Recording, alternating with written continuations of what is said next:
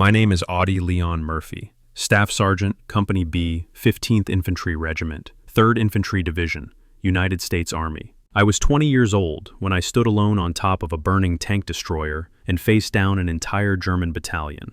I'm about to tell you how one soldier, with one machine gun, held off nearly 2,000 enemy troops for over an hour. How a skinny farm boy from Texas, who barely weighed 130 pounds, became the most decorated American soldier of World War II. How I killed or wounded more than 50 German soldiers in a single engagement, while standing on a vehicle that could have exploded beneath me at any second. What makes a man stay when every instinct screams at him to run? What drives someone to face certain death for the brothers fighting beside him? This isn't a story about being fearless. I was terrified. This is a story about doing your duty, even when you're scared out of your mind. It's about the moment when you realize that running means your friends die, and staying might mean you die, but at least you die standing. Now let me tell you what really happened on that frozen field in France. I was born on June 20th, 1925, in Kingston, Texas, Hunt County. If you've never heard of it, don't feel bad. Nobody has. It's cotton country, dirt poor, and in the Depression, it got even poorer. We were sharecroppers. That's a fancy word for people who worked someone else's land and barely kept enough to survive. There were 12 of us kids originally. 9 survived. My daddy left when I was young, just walked away one day and never came back. I was 12 years old when I became the man of the house. 12 years old, trying to feed 8 younger brothers and sisters and keep mama from breaking down completely. We lived in a 3-room shack with holes in the roof and cracks in the walls wide enough to see daylight through. Winter, we'd stuff newspapers in those cracks to keep the wind out. Summer, the heat was so brutal you couldn't breathe. We had one well for water, an outhouse, and a wood stove that barely worked. I picked cotton from sunup to sundown, 5 cents for every 100 pounds. On a good day, I could pick 300 pounds. That's 15 cents. 15 cents to help feed a family of 10. We ate cornbread and beans most days. Rabbit when I could shoot one. Sometimes nothing at all. I learned to hunt early. Had to. You don't eat if you don't hunt. My granddaddy taught me to shoot when I was 8 years old. Old bolt-action rifle. Barely worked half the time. But I got good. Real good. Had to make every bullet count because we couldn't afford to waste ammunition. By the time I was 12, I could hit a rabbit at 100 yards. Had to. That rabbit might be dinner for 9 people. School was sporadic. I went when we could afford it, which wasn't often. Made it through 5th grade before I had to drop out completely to work full-time. I can read and write well enough, but formal education, that wasn't for kids like me. We had more pressing concerns, like survival. But I had dreams. Lord, I had dreams. I wanted to get us out of that shack. Wanted to buy mama a real house with a real floor and walls that didn't leak. Wanted my little brothers and sisters to have full bellies and warm clothes. That's all I wanted. Just a chance for my family to have something better than the nothing we had. I wasn't thinking about war. Wasn't thinking about heroism or medals or any of that. I was thinking about maybe getting a job at a factory, making real money. $20, $30 a week. That would have been a fortune to us. Then came December 7th, 1941. I was working in a radish field when someone came running with the news. The Japanese had attacked Pearl Harbor. We were at war. I didn't fully understand what that meant. Pearl Harbor seemed like the other side of the world. What did that have to do with a Texas cotton field? But I understood one thing. America needed men. And maybe, just maybe, the Army would pay enough for me to send money home to mama. I tried to enlist the next day. Walked 12 miles to the nearest recruiting station. They took one look at me and laughed. I was 16 years old, weighed 110 pounds soaking wet, and looked about 14. Come back when you grow up, kid. I tried again 2 weeks later. Different recruiter, same answer. I tried again on my 17th birthday. They said I was too young, needed parental permission, and even with that, they probably wouldn't take me. I was too small, too young, too poor, not Army material. I tried again, and again, and again. Finally, on my 18th birthday, June 20th, 1943, they accepted me. I may have lied about my age by a few months. I may have exaggerated my weight, but they needed bodies, and I needed that paycheck. $50 a month. I'd send 40 home to mama. That was more money than our family saw in 6 months of sharecropping. They sent me to Camp Walters, Texas, for basic training. Infantry, rifleman, I took to it like I'd been born for it. The shooting? Easy. I'd been shooting my whole life. The physical training? Hard. But I was tougher than I looked. Years of farm work had given me strength that didn't show. The discipline? After growing up responsible for 8 siblings, taking orders from a drill sergeant was nothing. I made friends. That surprised me. I'd always been alone, isolated on the farm, too busy working to have friends my age. But in the Army, I met boys from all over America. City kids from New York who'd never seen a cow.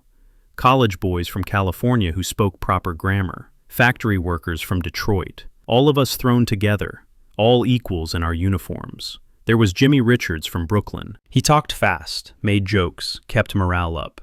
Bobby Martinez from New Mexico, quiet but solid, the kind of guy you wanted watching your back. Willie Thompson from Georgia, married with 2 kids, fought because he wanted his boys to grow up free. We became brothers, not by blood, but by something stronger, by choice. We shipped out to North Africa in February 1943. The troop ship was a converted luxury liner, but there was nothing luxurious about it packed with 3,000 soldiers. We slept in bunks stacked 5 high, so close you could barely turn over. The air below deck was thick and hot and reeked of sweat and seasickness. Most of the guys were sick. The Atlantic in winter is brutal, waves tall as buildings. The ship pitched and rolled constantly. I wasn't sick, though. Maybe growing up hungry had prepared my stomach for anything. I'd lie in my bunk, listening to guys retching, and write letters home to Mama. I told her I was fine, told her the Army fed us 3 meals a day, told her I was making friends and learning a lot. Didn't tell her I was heading into combat, didn't tell her that within weeks I might be dead. What mother needs to hear that? We landed in Casablanca, Morocco, in March. The heat hit us like a physical force. After the cold Atlantic crossing, stepping off that ship into African sun was like walking into an oven. But we didn't stay there long. They trucked us east, toward Tunisia, where the fighting was. My first sight of war wasn't glorious. It was a burned-out tank, with 3 charred bodies still inside. American tank. American boys. Nobody had bothered to remove them yet. They were just there, on the side of the road, blackened and twisted. Some of the new guys vomited. I just stared. That could be me in a few days. We joined the 3rd Infantry Division near Bizerte. They gave us our assignments. I was a private, lowest rank there is, assigned to Company B, 15th Infantry Regiment. Our company commander was Captain Anderson, a West Point officer who looked about 12 years old despite being 25. Our platoon sergeant was a grizzled veteran named McCrae, who'd fought in World War I. He looked at us new replacements like we were already dead. "Listen up, cherries," he growled. That's what they called new guys, cherries. Half of you won't make it through your first firefight. The ones who do, you'll wish you hadn't. War ain't like the movies. It's confusion and noise and watching your buddies die. You want to survive? Keep your head down, follow orders, and don't do anything stupid. Our first combat operation was in April, a push toward Hill 409. The Germans held the high ground. We had to take it. Simple order, impossible execution. We moved out at dawn. 2 companies, about 300 men, advancing across open ground toward an entrenched enemy position. I remember thinking, this is insane. We're going to get slaughtered. I was right. The Germans opened up when we were 300 yards out. Machine guns, mortars, artillery. The sound was indescribable, like the world was tearing itself apart. Bullets cracked past my head. Mortars exploded, throwing dirt and shrapnel everywhere. Men started falling. I hit the dirt, pressed myself into the ground like I was trying to become part of it.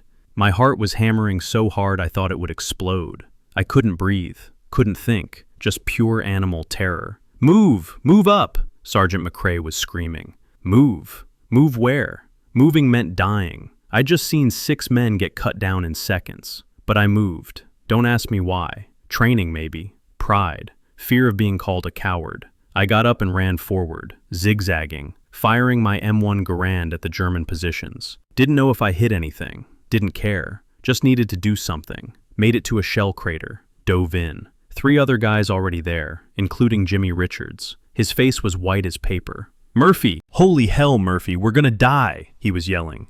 "Not today," I said. Don't know where those words came from. Didn't feel brave, felt terrified. But saying it out loud made it feel true. We held that crater for 2 hours. Germans counterattacked 3 times. We beat them back each time.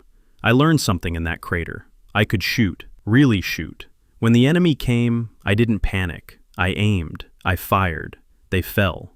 The hunting skills from Texas cotton country translated perfectly to combat. Same principles. See the target, control your breathing, squeeze the trigger, don't jerk it. By the time we took that hill, Company B had lost 40 men, 40 out of 180. Nearly 25% casualties in one day. Welcome to war. That night, sitting in a captured German foxhole, I couldn't sleep. Every time I closed my eyes, I saw faces. The German soldier I'd shot at 50 yards. He'd been young, maybe 18, same as me.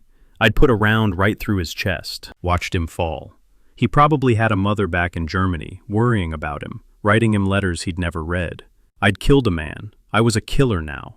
That's a weight that never leaves you. But I'd also saved lives. When that German machine gun nest opened up on our flank, I'd spotted it, called it out, then put 3 rounds through the gunner's position. That gun would have killed a dozen Americans. By stopping it, I'd saved them. War is mathematics. Kill the enemy before he kills your brothers. Simple equation. Horrible reality. We fought across North Africa for 3 months. Tunisia fell. We'd won. Cost us thousands of lives, but we'd won. I was promoted to private first class. Got a Bronze Star for actions at Hill 409. Didn't feel like I deserved it. I'd just done my job. July 1943. Operation Husky. Invasion of Sicily. We went ashore on the southern coast under heavy fire. This time, I wasn't scared. Well, I was, but it was a familiar fear. I knew what to expect now. Knew the sounds, the smells, the chaos. I was becoming a veteran. Sicily was brutal. Mountain fighting against dug-in German positions. We'd take a town, they'd counterattack. We'd take it again, back and forth. Every town cost lives. Every hill was paid for in blood. Bobby Martinez died in Sicily. Took a mortar round. There 1 second, gone the next. We buried him in an olive grove overlooking the Mediterranean. Beautiful spot. He'd have appreciated that. Willie Thompson read from a Bible at the service. I couldn't speak. Just stood there, numb. That's when I learned the most important lesson of war. Don't get close to people. They die. You get close, you die a little with them. Better to keep everyone at arm's length. But I couldn't. These were my brothers. We shared everything. Fear, hope, rations, foxholes. You can't live through that and not bond. By the time Sicily fell, I'd been promoted to corporal. 2 stripes. More responsibility. More guys depending on me. I was 19 years old and leading a squad. September 19th, 1943. We invaded Italy at Salerno. The Germans were waiting. The beach was a killing ground. We lost a third of the first wave before they even got off the landing craft. I made it ashore somehow. Luck, mostly. Bullets don't care about courage or skill. Sometimes they hit you, sometimes they don't. We fought our way up the Italian peninsula for months. Every river was contested. Every town was a fortress. The Germans were skilled, determined, and they knew the terrain. They made us pay for every mile. I was promoted to sergeant in December. 3 stripes now. Squad leader. 12 men under my command. My job was to keep them alive and complete the mission. Often those goals were incompatible. By January 1944, I'd been in combat for 10 months straight. I'd seen hundreds of men die. I'd killed dozens of enemy soldiers. I'd been wounded twice. Nothing serious, just shrapnel and grazes. I weighed 120 pounds, down from my already lean 130. We all looked like skeletons. Hollow-eyed, exhausted, aged beyond our years. But we kept fighting, because that's what you do. That's what American soldiers do. We don't quit. January 1945. The war had been going on for 3 years. We'd fought from North Africa to Sicily to Italy to southern France. The 3rd Infantry Division had been in continuous combat longer than almost any other American unit. We were exhausted, depleted, but still fighting. France in winter was miserable. Cold like I'd never experienced, even in the worst Texas winters. The kind of cold that gets into your bones and never leaves. We had winter gear, but it was never enough. Foxholes filled with freezing water. Our boots froze solid overnight. Frostbite was as dangerous as bullets. We were fighting in Alsace, eastern France, near the German border. The area was called the Colmar Pocket. German forces had created a defensive salient, a bulge in our lines, and High Command wanted it eliminated. Straighten the line, Push the Germans back across the Rhine. Sounded simple, wasn't. The Germans were desperate now. They knew they were losing the war, but they fought like cornered animals. Every position was defended fanatically. They weren't retreating anymore. They were making us bleed for every inch. By January 45, I was a staff sergeant, 3 stripes up, 2 rockers below. I'd been promoted after our company commander saw me hold a farmhouse against a German platoon for 4 hours until reinforcements arrived. Got a silver star for that one. Added it to my bronze star and 2 purple hearts. I was becoming what they call highly decorated. I just called it still alive. Company B had been rebuilt multiple times. Most of the guys I landed with in North Africa were dead or wounded out. Jimmy Richards had died at Anzio. Willie Thompson lost his leg at Monte Cassino. The faces around me now were newer, younger. Kids who looked at me like I was ancient. I was 20 years old and felt 50. Our company commander was Captain Johnson now. Good officer. West Point graduate, but he actually listened to his NCOs. He trusted me, which meant a lot. When things got bad, he'd look to me for advice. Strange feeling, being relied upon like that. January 26th started like any other miserable winter day. Temperature around 20 degrees, snow on the ground, ice in the trees. We'd been holding positions near Holzweiler, a small village that had changed hands 3 times in the past week. The Germans wanted it. We wanted it. A lot of men had died over a town most Americans couldn't pronounce. We got orders at 0700 hours. Company B would advance through the woods north of Holzweiler, clear any German resistance, and establish a defensive line. Standard operation. We'd done 100 missions like this. Intelligence said we'd face maybe a company of Germans, 100 to 150 men, light resistance. The enemy was supposedly falling back, regrouping. We'd encounter pockets of resistance, but nothing major. Intelligence was wrong. Again. Captain Johnson called a meeting of squad leaders at 0800. There were 6 of us, gathered in a bombed-out farmhouse that served as company HQ. He spread a map on a broken table. Gentlemen, here's the situation. We advance at 0900. 3rd platoon takes the left flank. 2nd platoon center, 1st platoon right. Murphy, your squad provides flank security for 3rd platoon. Germans have been hitting our flanks all week, so keep your eyes open. Yes, sir, I replied. What about armor support? We've got 3 M10 tank destroyers moving up the road parallel to our advance. They'll provide fire support if needed. Artillery is on standby. Air support if the weather clears, but don't count on it. The M10 was a good vehicle. Open-topped tank destroyer with a 3-inch gun and a 50 caliber machine gun. Not as heavily armored as a Sherman tank, but mobile and packed serious firepower. Having 3 of them nearby was reassuring. We moved out at 0900 hours. My squad, 12 men, all good soldiers, spread out in a tactical formation. We could see the TDs moving up the road to our left, about 200 yards away, tracks clanking on the frozen ground, crews buttoned up against the cold. The woods were eerily quiet. No birds, no movement, just bare trees and snow and silence. That should have been our first warning. When the woods go silent, something's wrong. We'd advanced maybe 500 yards when it started. German artillery. The distinctive crack of 88s. That sound that makes your blood freeze because you know what's coming. You hear the crack, then you have maybe 2 seconds before the shell arrives. 2 seconds to hit the dirt and pray. The first salvo walked across our position. Trees exploded. Frozen earth erupted in geysers. Shrapnel screamed through the air. One of my men, Private Collins from Ohio, took a piece of shrapnel to the throat. Went down gurgling, drowning in his own blood. Dead in 30 seconds. Take cover! Incoming! Sergeant McCrae was screaming on the radio. We scattered, diving for any depression in the ground. Shell craters, ditches, behind trees. Anywhere that might provide protection against the steel rain falling from the sky. Then I heard it. The sound every infantryman dreads. Tank engines. German tank engines. Low, rumbling, getting closer. And small arms fire. A lot of it. Machine guns, rifles, the distinctive ripping sound of German MG-40s-2s. Hundreds of weapons firing simultaneously. I risked a look over the edge of my crater.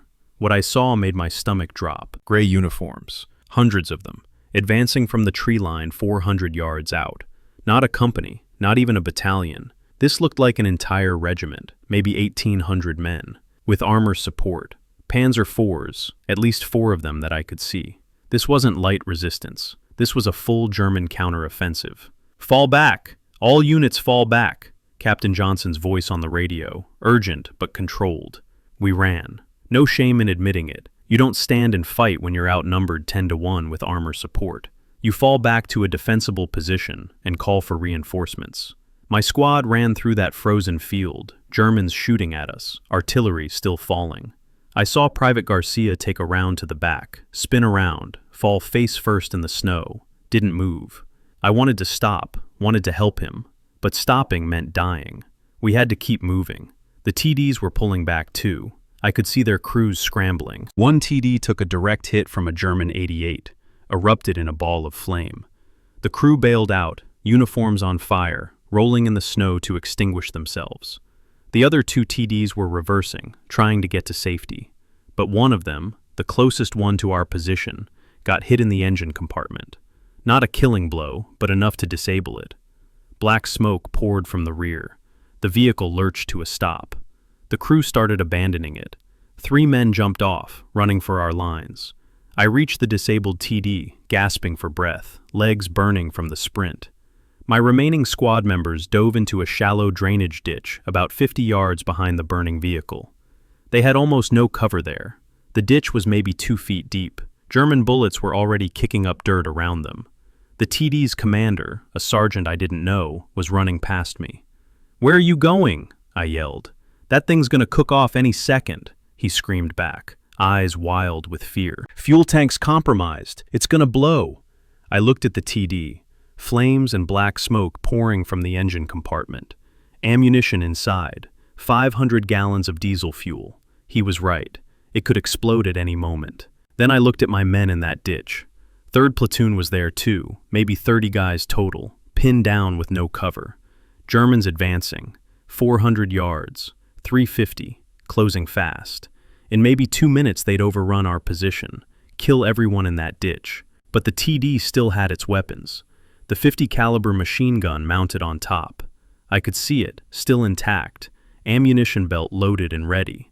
That gun could stop them, could buy time for my brothers to fall back to a better position.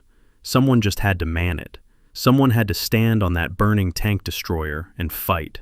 I looked back one more time. My guys in the ditch. Jenkins, barely 19, from Nebraska.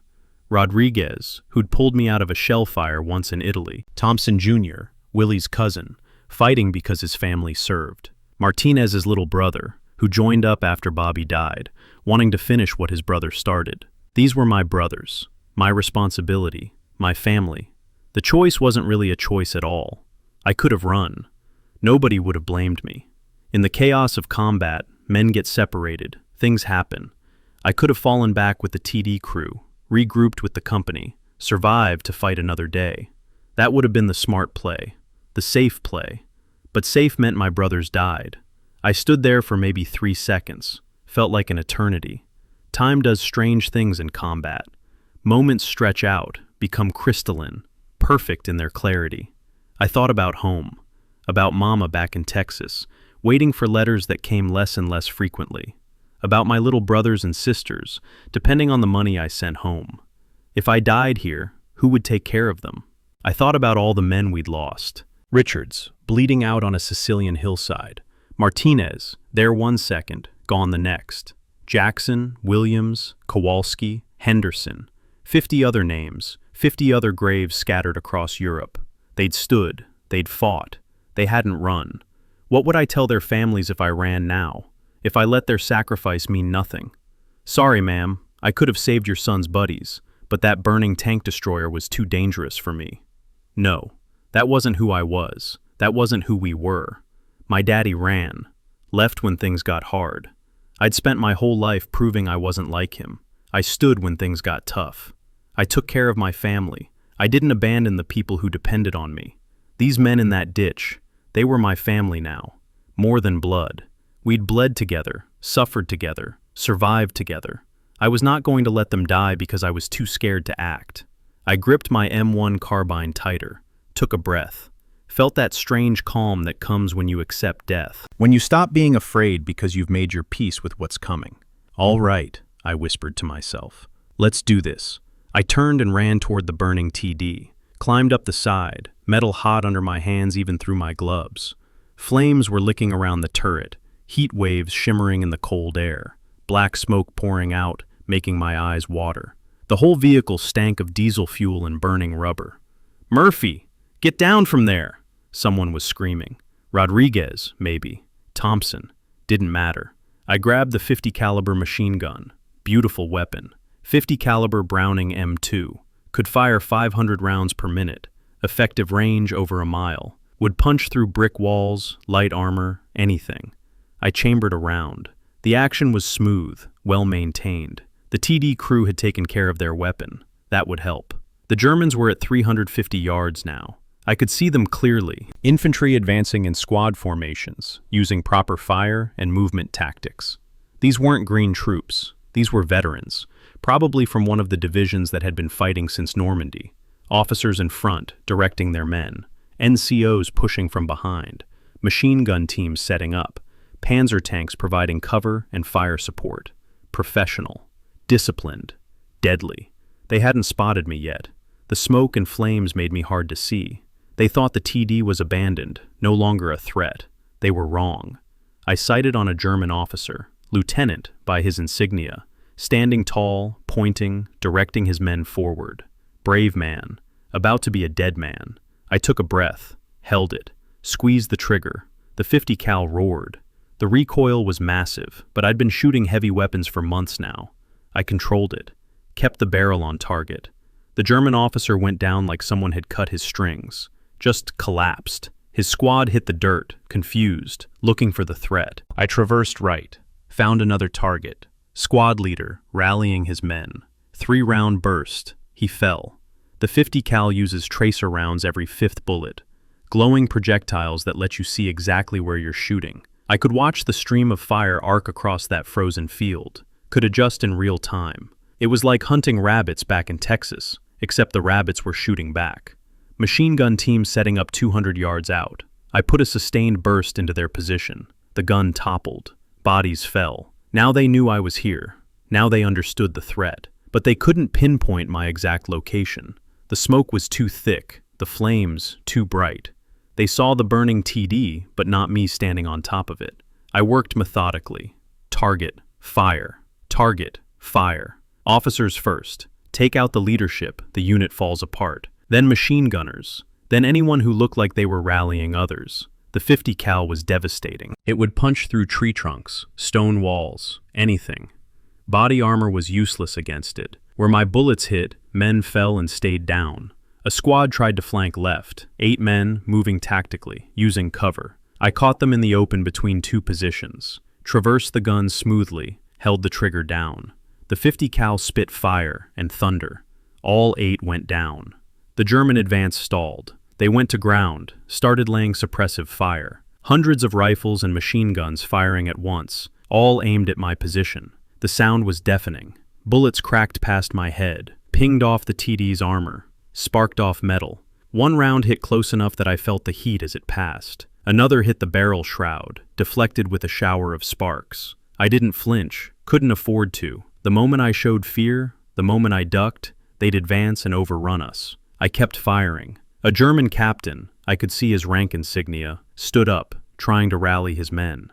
Brave, stupid. I put the crosshairs on his chest. Squeezed. He dropped. That squad broke. Started falling back toward the tree line. But more were coming. Fresh troops advancing through the ones who'd gone to ground. And tanks. 3 Panzer IVs pushing through the infantry. Commanders in their cupolas directing fire. "Tanks! We got armor!" someone screamed on the radio. I swung the 50 cal toward the lead panzer. The 50 won't kill a tank, not from the front, but it can make life hell for the crew. I aimed for the vision slits, the commander's cupola, anywhere a crew member might be exposed. Sent a stream of tracers into that tank. Sparks flew as bullets ricocheted off armor. The tank commander dropped inside his hatch, buttoning up fast. Blind tanks nearly useless. Can't see, can't fight effectively. I switched to the infantry following behind the panzers. They were using the tanks as mobile cover, smart tactics. But I could see legs and feet beneath the tank hulls. I fired low, aiming for anything exposed. Germans screamed, fell, clutched at shattered legs. The advance stalled again. My hands were black with powder residue. The barrel was glowing cherry red from sustained fire. I could feel the heat even through the flames below me. My uniform was starting to scorch. Sweat poured down my face despite the freezing temperature. The ammunition belt was running low. I'd burned through maybe 400 rounds already. Had to start being more selective with targets. The Germans regrouped. I could see officers, new ones, the old ones were dead, organizing another push. They brought up more tanks, 5 panzers now, forming a line, preparing for a coordinated assault. Behind me, in the ditch, my guys were firing too. M1 Garands, carbines, a few BARs. But their fire was barely slowing the Germans. We were outnumbered at least 20-1. Artillery started falling again. German 105s this time. Heavier shells. One landed 30 yards from my TD. The blast wave hit me like a physical force. Nearly knocked me off the vehicle. My ears were ringing. Couldn't hear anything except a high-pitched whine. But I could still see, still shoot. The Germans came on. Officers screaming. Vorwärts! Vorwärts! Forward. Tanks rolling. Infantry surging behind them. A wave of field gray uniforms, like a flood, like the tide, unstoppable. 250 yards. 200. 175. I fired and fired and fired. The 50 cal was a metronome of death. Each burst, a German fell. But there were so many. Too many. Ammunition counter showed 100 rounds left. The Germans were at 150 yards now, close enough to see their faces. Young faces, old faces, scared faces, determined faces. Men like me, soldiers doing their duty. But they were trying to kill my brothers, and I could not allow that. 75 rounds. Something punched my left leg. Hot, sharp, immediate. I looked down. Blood spreading through my trousers. Shrapnel from an artillery near miss. The leg still worked, still held my weight. Pain was distant, unimportant. Adrenaline is a hell of a drug. 50 rounds. 2 more panzers appeared. 7 tanks total now. This was their final push. Everything they had, thrown at our position. 40 rounds left in the ammunition belt. 40 rounds between me and empty. 40 rounds between my brothers and annihilation. The Germans had figured out where I was now. They were concentrating fire on the TD. Every rifle, every machine gun, every tank in that field was shooting at me. The air around me was alive with bullets. You could hear them, feel them, sense them. Crack, crack, crack, like angry hornets, like the world itself was trying to kill me. The TD's armor was holding, but I wasn't behind armor. I was exposed, standing on top of this burning coffin, silhouetted against the flames and smoke. I was a target. The target. 35 rounds. A panzer fired its main gun. The 75mm shell screamed past, missing by maybe 10 feet.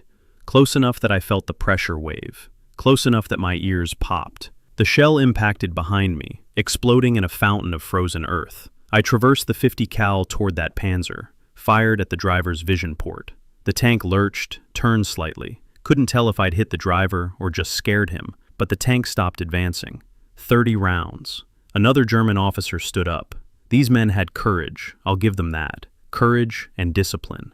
He had a pistol in one hand, a sword in the other. Medieval weapon in a modern war. But the symbolism mattered. He was leading from the front. His men would follow. I shot him. Center mass. 3 rounds. He went down hard. His men hesitated, looked at each other, looked at the burning TD where death lived. Some started falling back, but not all of them. The veterans kept coming. The hardened troops who'd fought across Europe, who'd survived Russia, who'd seen everything war had to offer. They weren't breaking, not yet. 25 rounds. The flames were everywhere now. The entire engine compartment was engulfed. I could feel my boots melting, rubber sticking to the hot metal deck. My trousers were smoking. The heat was so intense that I couldn't breathe properly. Each breath seared my lungs. The fuel could go any second. 500 gallons of diesel, cooking, ready to explode. When it did, I'd be vaporized. There wouldn't be enough left of me to bury. 20 rounds. My radio crackled, static and noise, and then Captain Johnson's voice, distant, barely audible over the battle. "Murphy! Murphy! You still alive up there?" "Still here, sir," I screamed back. My voice was hoarse, raw from smoke and yelling. "Reinforcements inbound. Sherman's from 2nd Battalion. 5 minutes. Can you hold?" 5 minutes. Lifetime in combat. Eternity while standing on a bomb. I looked at the ammunition counter. 20 rounds. Maybe 30 seconds of sustained fire. "I'll hold," I said. Meant it with every fiber of my being. 15 rounds. The Germans sensed weakness, sensed the end. They came on in a mass assault, abandoning tactics, abandoning cover. Just pure momentum.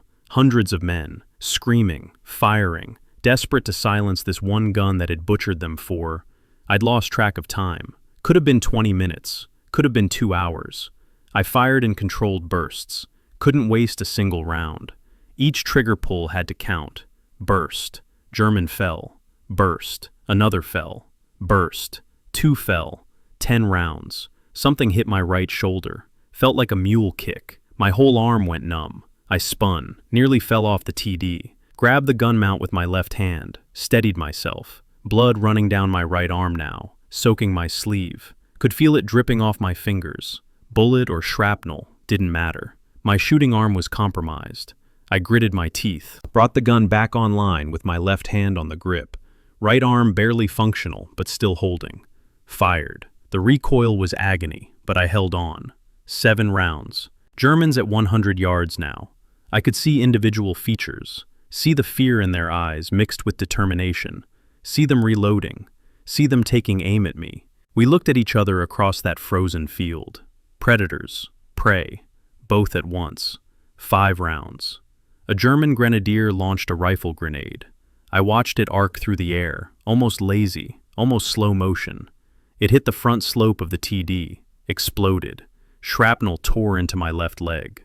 More blood, more wounds. Body going numb from shock and blood loss. 3 rounds. The TD lurched. Something in the fuel system gave way. Flames shot up through the turret, 6 feet high. My uniform was on fire in patches. I could smell burning cloth, burning hair, burning skin. 2 rounds. This was it. This was the end. No ammunition, no escape. Just me and a burning vehicle and an army of Germans closing in for the kill. 1 round. I fired the last bullet. A German at 50 yards fell. Empty. The bolt locked back. The beautiful, terrible sound of a weapon with nothing left to give. I released the gun. My hands were burned, blistered, bleeding. Every movement was agony. Time to go. I jumped off the TD, hit the frozen ground hard. My legs buckled. Both wounded, blood-soaked. Pain shot through my entire body like lightning. I rolled, came up with my M1 carbine. 15 rounds in the magazine. Not much, but something. The Germans were everywhere now, in among our positions, hand-to-hand fighting in the ditch. Jenkins was grappling with a German soldier, both men exhausted, barely able to swing their rifles at each other. Thompson was down, not moving. Rodriguez was firing his pistol point-blank at Germans pouring into our lines.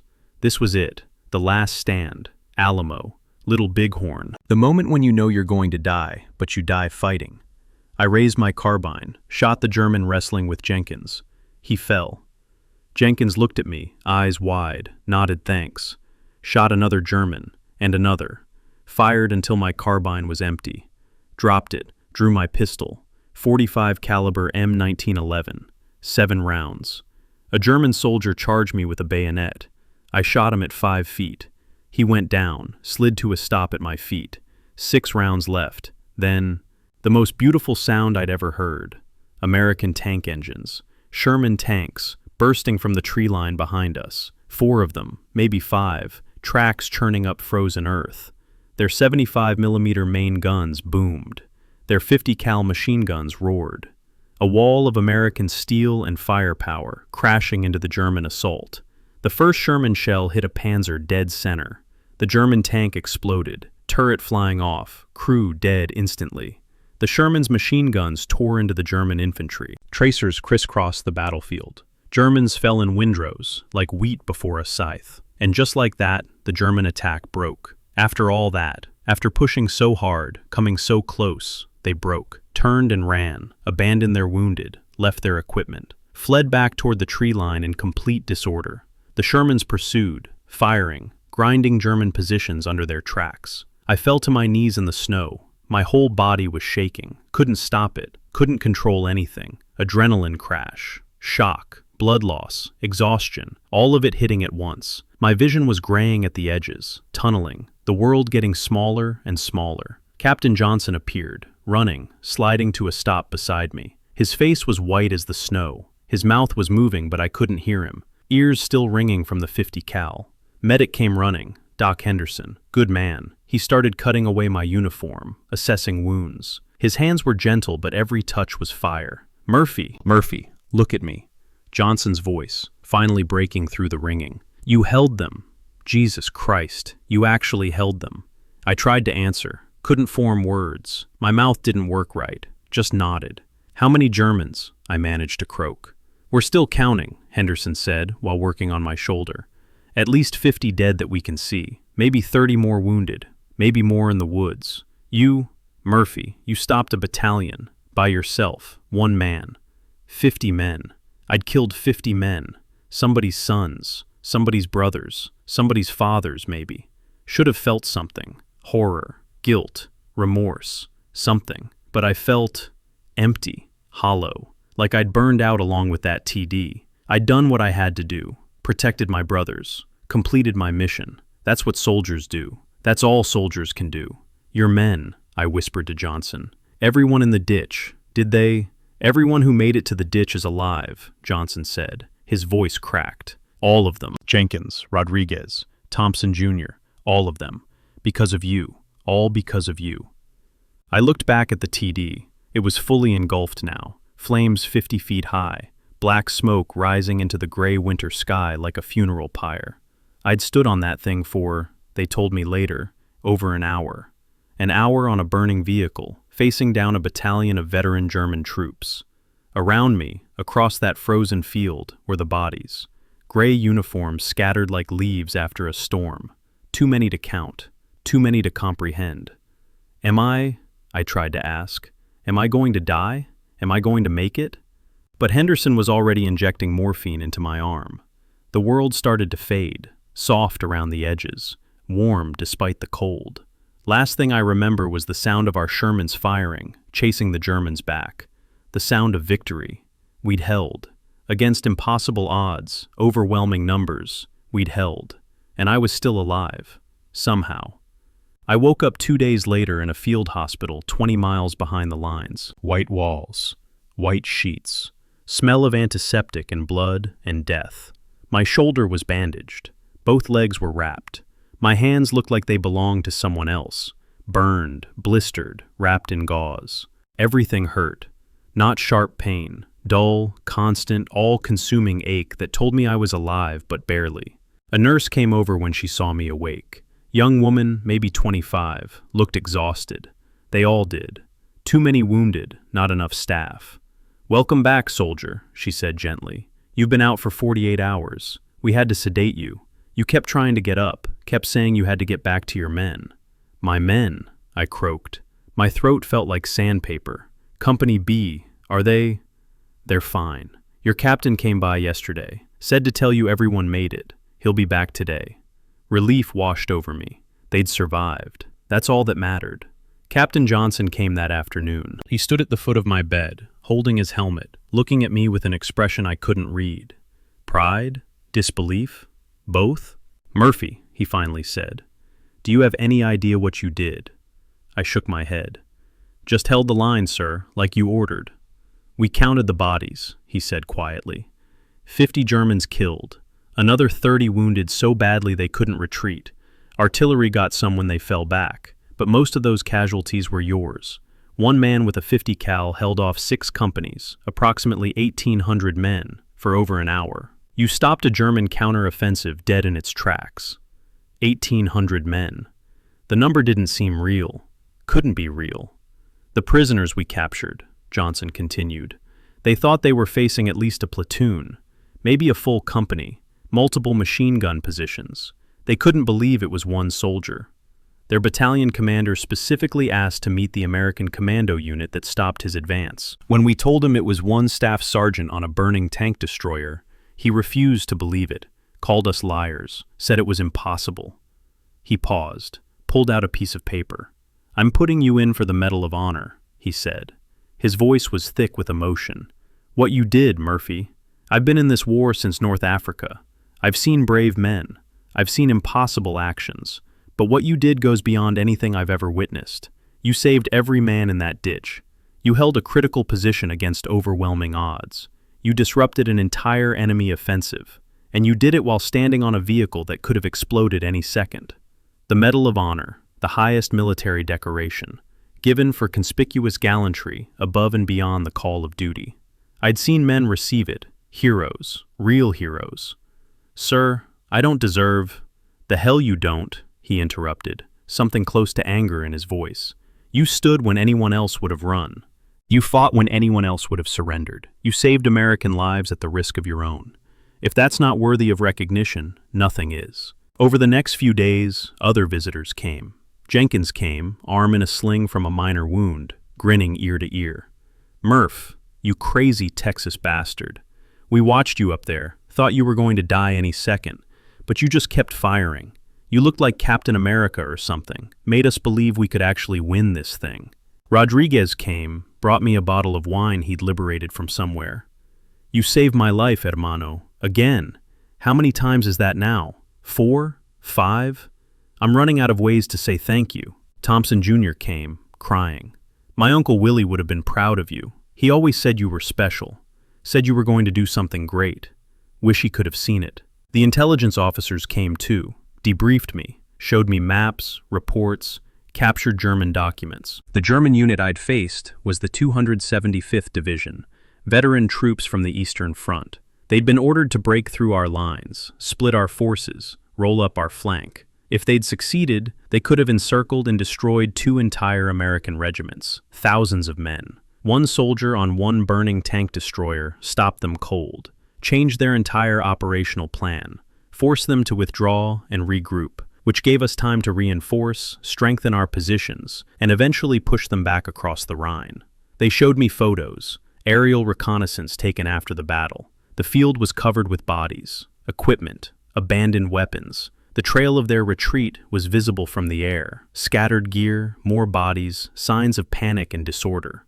"You broke them," the intelligence captain said. "Not just stopped them, broke their will." They thought they were facing a major defensive position. When they realized it was one man, it demoralized the entire battalion. They'd lost over 100 men to 1 American. That kind of defeat echoes. The war in Europe ended 4 months later. Germany surrendered on May 8, 1945. I was still in the hospital when we got the news. The whole ward erupted, men crying, laughing, screaming with joy. We'd won. After all the blood, all the sacrifice, all the horror, we'd won. But I couldn't celebrate, not fully. All I could think about was the names. Richards, Martinez, Williams, Jackson, Kowalski, Henderson. 50 more names from Company B alone. Thousands more across the division. Millions across the war. They'd never see victory, never go home, never have families or careers or lives. They died so we could win, and now the winning felt hollow without them. The Medal of Honor came through, not downgraded, the actual medal. President Truman himself pinned it on me in a ceremony in June 1945. I stood there in my dress uniform, looking at generals and politicians and reporters, and all I could think about was that frozen field, the blood on the snow, the Germans falling, the flames. The citation read, "Second Lieutenant Audie L. Murphy, United States Army, Company B, 15th Infantry, for conspicuous gallantry and intrepidity at the risk of his life above and beyond the call of duty on January 26, 1945, near Holtzwihr, France. Second Lieutenant Murphy commanded Company B, which was attacked by 6 tanks and waves of infantry. Second Lieutenant Murphy ordered his men to withdraw to prepared positions in a woods, while he remained forward at his command post and continued to give fire directions to the artillery by telephone. Behind him, to his right, one of our tank destroyers received a direct hit and began to burn. Its crew withdrew to the woods. Second Lieutenant Murphy continued to direct artillery fire, which killed large numbers of the advancing enemy infantry. With the enemy tanks abreast of his position, Second Lieutenant Murphy climbed on the burning tank destroyer, which was in danger of blowing up at any moment, and employed its 50 caliber machine gun against the enemy. He was alone and exposed to German fire from 3 sides, but his deadly fire killed dozens of Germans and caused their infantry attack to waver. The enemy tanks, losing infantry support, began to fall back. For an hour, the Germans tried every available weapon to eliminate 2nd Lieutenant Murphy, but he continued to hold his position and wiped out a squad which was trying to creep up unnoticed on his right flank. Germans reached as close as 10 yards, only to be mowed down by his fire. He received a leg wound, but ignored it, and continued the single-handed fight until his ammunition was exhausted. He then made his way to his company, refused medical attention, and organized the company in a counterattack which forced the Germans to withdraw. His directing of artillery fire wiped out many of the enemy. He killed or wounded about 50. 2nd Lieutenant Murphy's indomitable courage and his refusal to give an inch of ground saved his company from possible encirclement and destruction, and enabled it to hold the woods which had been the enemy's objective. They'd promoted me to 2nd Lieutenant by then, battlefield commission. I was an officer now, responsible for even more men. I went home to Texas in the fall of '45. They threw a parade. The whole town turned out. Hunt County's war hero. I stood in the back of a convertible, waving, trying to smile, feeling like a fraud. I wasn't a hero. I was a survivor. And I felt guilty. Why did I make it when so many didn't? Richards was braver than me. Martinez was tougher. Williams was smarter. But they're in graves in Europe, and I'm here, getting parades and medals. Survivor's guilt. That's what the doctors called it later. I just called it the weight of the dead. Hollywood came calling. They wanted my story. I made some movies. To Hell and Back, they called it. I played myself, which felt strange, pretending to do things I'd actually done. But it paid well, better than picking cotton. Sent money home to Mama. Bought her a real house with a real floor and walls that didn't leak. But even on movie sets, I was still back there, on that burning TD, hearing the screams, seeing the faces. I drank too much for a while, had nightmares, would wake up in a cold sweat, reaching for a weapon that wasn't there, hearing phantom gunfire. My wife was patient. She tried to understand, but how could she? She wasn't there. I testified before Congress about what we called battle fatigue, what they call PTSD now, fought for better VA benefits, spoke at military schools, telling young officers, take care of your men.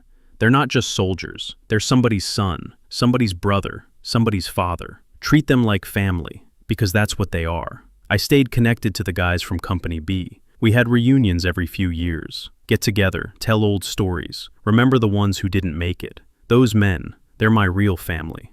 We went through hell together. That bonds you forever. Jenkins became a teacher, like he'd always planned. Rodriguez became a cop. Thompson Jr. raised his kids, worked in construction. We all went back to being regular Americans, but we'd always be soldiers too. That never leaves you. I'm old now. 71 years have passed since that day in France. Most of us who fought are gone. The wounds still ache when it rains. The shrapnel they couldn't remove still sets off metal detectors at airports. But I'm alive. I got to raise a family, build a life, grow old. That's more than 16 million who served, and 400,000 who died got to do. People ask me if I'm proud of what I did. Honestly, I'm proud I didn't run. I'm proud I stood by my men. I'm proud I did my duty as an American soldier.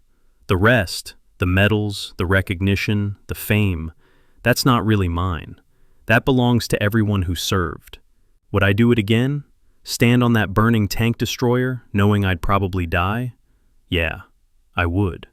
Because that's what you do. That's what Americans do. When evil comes, when tyranny threatens, when your brothers need you, you stand. You fight. You don't back down. That's the lesson I want you to understand. Not that Audie Murphy was some kind of Superman, but that an ordinary American, when pushed to the edge, will find extraordinary courage. Every one of us has that inside. We just hope we never have to prove it. I proved it on January 26, 1945, and I spent every day since trying to live up to that moment, trying to be worthy of the faith my brothers had in me, trying to honor the sacrifice of those who didn't come home. Freedom, duty, country, brotherhood. That's what we fought for. That's what America means. 80 years have passed. Most of us are gone now. But the lesson remains. War isn't glorious. It's hell. But sometimes it's necessary. When evil rises, good men must stand. We fought the Nazis. We stopped the Holocaust. We preserved freedom not just for America, but for the world. And we'd do it again if we had to. Look at your freedom, your right to speak, to worship, to pursue happiness. Men and women died to protect those rights, not just for themselves, but for you, for generations unborn. That's the American way. We sacrifice for the future. We fight so our children won't have to. I'm asking you to remember. Visit the memorials, read the stories, learn the names, understand the cost, and live lives worthy of that sacrifice. Be good citizens. Stand up for what's right. Defend the weak. Oppose tyranny wherever you find it. That's how you honor us.